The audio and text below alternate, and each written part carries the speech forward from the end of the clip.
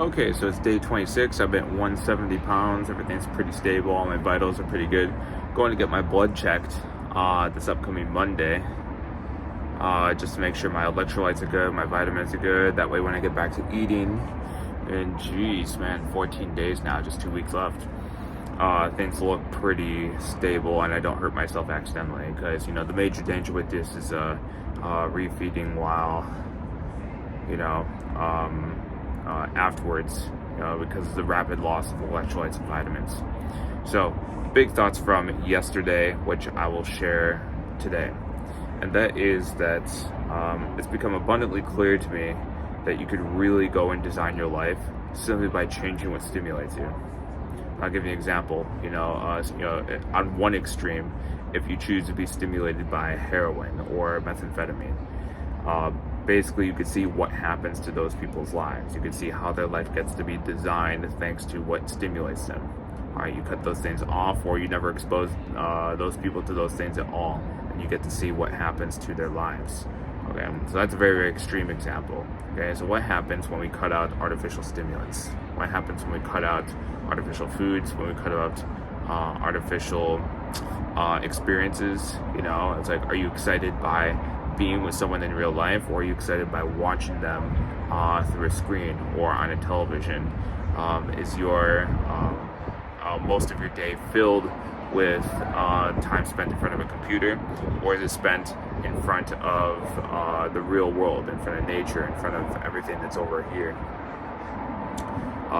There's consequences to that. Someone's life will change dramatically, but you can really go and redesign your whole being simply by changing what you allow to stimulate you. If you cut off some things, basically the pattern is like I described before. Basically, you have withdrawal symptoms, and then low energy, and then intense cravings, and then they disappear completely. Now, whatever takes its place is whatever you've been adapting yourself to, whatever you've been choosing to stimulate yourself with instead. Now, to give you a little sense of what that stimulation might be, you think, well, what could possibly go and replace coffee, for example? Something that literally gives you a caffeine high, makes you excited about life, gives you a little high. There are monks in monasteries that would meditate for years and be able to be excited by the fact of just like their finger moving. They're just obsessed with it, and they just feel like true joy from just watching the process of life happening. Something so subtle as a finger. Nothing in our lives tells us that we're supposed to be stimulated by certain things. What happens is the brain is set up such that it can be rewarded by things that help you survive, that help you replicate, and punished by things that help you not survive and prevent you from replicating.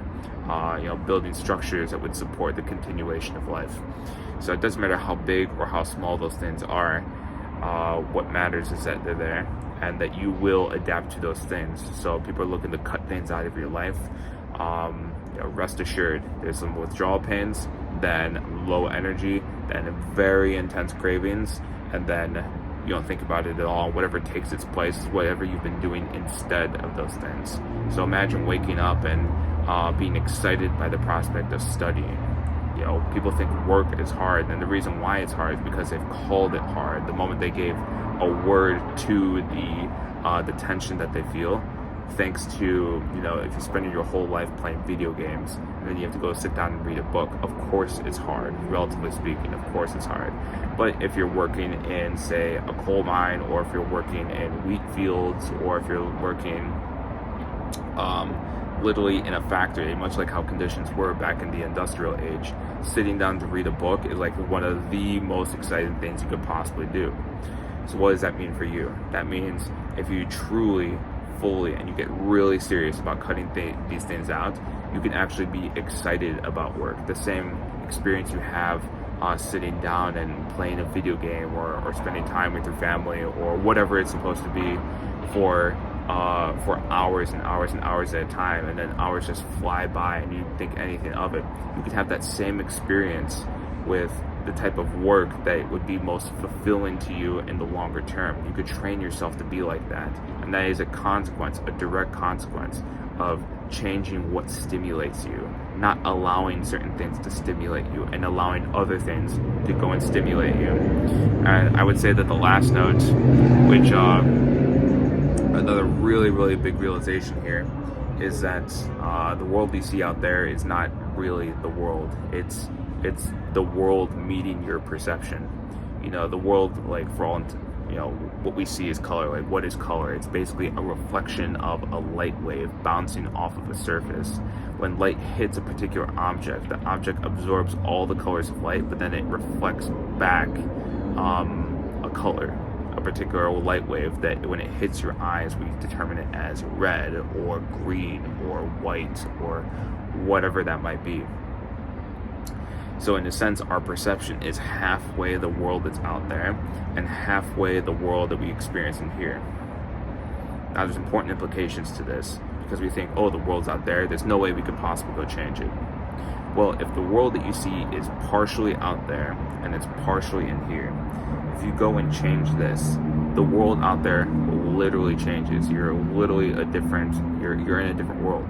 Anyone that's had experiences where they've had, they're in a flow state, they're going out, they're socializing with people, they're just in a really, really good mood, and everyone's friendly. It's like somehow everyone just became friendly. How is that even possible? Before, these people were giving me dirty looks. How come everyone is extremely friendly now? It's the same thing happening. When you change yourself, the whole world around you literally changes. I don't mean it seems different. I mean it literally is different. The only reason it would stay the same is that we had no say in the perceptual process. The reason why we feel cold is because our body feels these receptors that tell us, guess what? The experience that you're having is less than your current body temperature, and we're not going to lower this body temperature, so go somewhere warmer. These are all like check engine lights. The experience of cold, the experience of taste, something that tells you this is good for you, eat more of this, or this is bad for you, spit it out. All these things, these are our receptors interacting with the world itself. You know, something which is very, very flavorful to one animal, to one species, to one plant, is very, very disgusting to us, which means that the world that we perceive is halfway the world and it's halfway us. If we change, the world around us literally changes. So those are two major thoughts which, you know, if there's any gift that I got from this whole 40-day fast experience, is that you can literally redesign your entire identity, your entire life, by changing what you allow to stimulate you. You know, do you want to be stimulated by heavy drugs? Do you want to be stimulated by mild artificial stimulants? Or do you want to be stimulated by nature, by certain actions that you could take that lead authentically to certain rewards? The choice is yours, but your life will be a reflection of what you allow to stimulate you.